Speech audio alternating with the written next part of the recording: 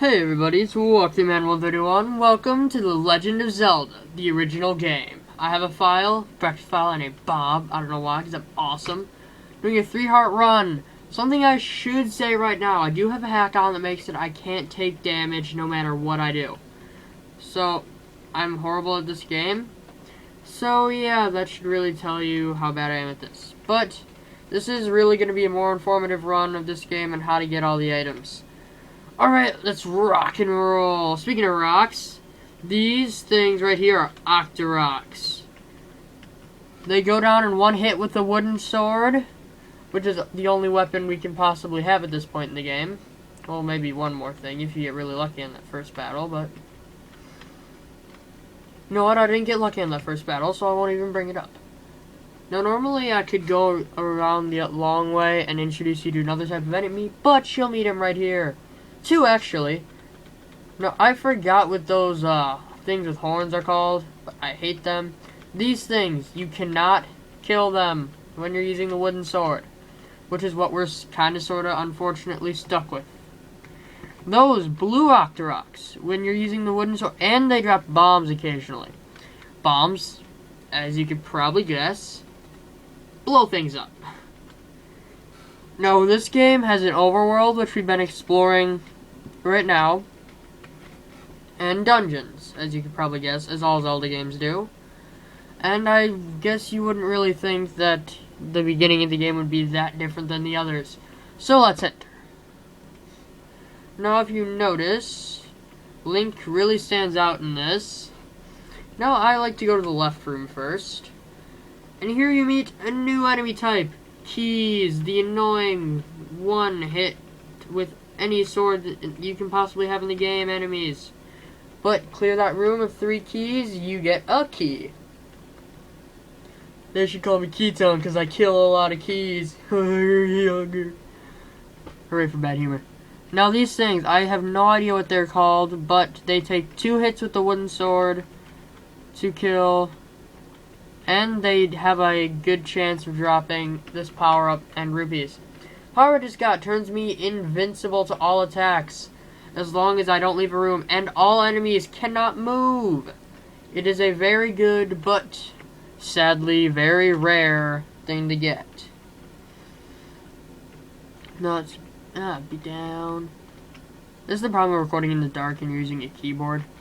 You can't, and you're like me. I know my keyboard, but I really can't recite it blind, so this gets kind of annoying.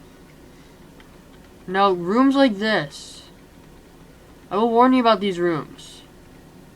No, I'll do that later. Let's just say, there are none in here, but these blocks can sometimes be pushed.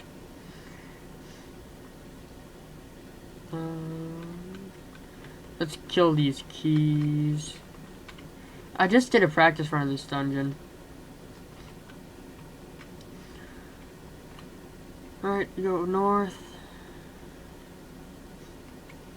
Here is the introduction of that. Well, at first you have to kill all the enemies in a room. Then you can push a block, and either a door will open, or occasionally a staircase will even appear. Eastmost Peninsula is the secret. These sages you will meet across the land of Hyrule, and they will tell you hints, but they are... Oh, I didn't even get the other item, did I? Yes, I kind of got these out of order, but I just got the dungeon map. It shows me the entire layout of the whole dungeon. That reminds me, I'm gonna get the map and another item in every dungeon called the compass, which lets you see your position relative to everything else on the map and everyone else's. This room is full of keys. Geez, we really should name this room Keyton. Don't need to kill them all. See that flashing dot? That shows you where your triforce piece is. Now, something you can do here. Press B when you're using bombs. You can blow a hole in the wall and take a shortcut. The things I teach you. Now, don't go in that room. You will get another power up there, but this is the more important one. You can go through the game without getting that power-up. You just need to get this one. Yes, I hate needing to get stuff too. It makes me unhappy. Now, these enemies are kind of annoying if you're, you know, playing a run where you can actually get hit.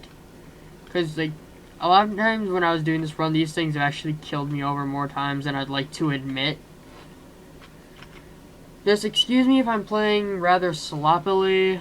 Now, this room is an introduction of rooms. And an introduction to your first traps. These are blade traps. You just need to dodge them, push that block. I don't think it's ever going to be any other one in the entire game. And you can enter that flight of stairs, and you will get that dungeon's main power-up. Here we get the bow. It's totally useless because I don't have any arrows yet, but hopefully we'll be able to fix that in an upcoming episode. No, I'm going to be stuck with a bow without arrows. Alright. May seem insignificant, but you need silver arrows, which is an item we get later in the game to defeat the final boss. So, OMG spoilers. You know you need to shoot things to kill them in a Zelda game. Whoever would have thought? Now go this way. There's another room full of 3 of these guys. But you get a power-up, which is kind of, in my opinion, one of the more useless ones in the game. The original boomerang. So if you've been following this guide so far, if you're lucky, you should have bombs, a boomerang, and a bow. Alright? Are we all clear? Oh yeah, I need to get a key.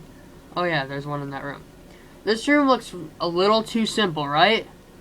Floor masters, or I guess in this game it'd be more appropriate to call them wall masters. First boss, frickin' fire-breathing dragon. Dodge its fireballs, kinda pathetically easy. Look at that, he went down in almost 10 seconds. Grab your heart container. I'm going to get all 16 heart containers in this run. So do not fret, I will show you how to get them all. And grab your first triforce piece. Zelda, if I read the story right, has the triforce of wisdom. Ganon, or as more people know him as Ganondorf, has the triforce of power. Now Link, our protagonist, who I'm playing as, no, I'm playing as the antagonist, OMG, needs to get the triforce of courage to save Hyrule. It's a nasty place. I don't know why you'd want to save it, but whatevers. That's Link's problem, not mine. Alright. There's really not much more I can do right now. Except fight these horn guys. Die, die, die. Who, as I said before, are quite annoying. I guess I'm gonna grind for rupees a little bit off camera, waiting for this video to upload, while checking Zelda and Strategy Wiki to remember where the next dungeon I was gonna tackle is. But something I highly recommend: get 60 rupees. Unless it's too out of your way. Well, no. Even if it's too out of your way, get 60 rupees. Moblins, I guess I could introduce them. Orange ones. Still ranged enemies.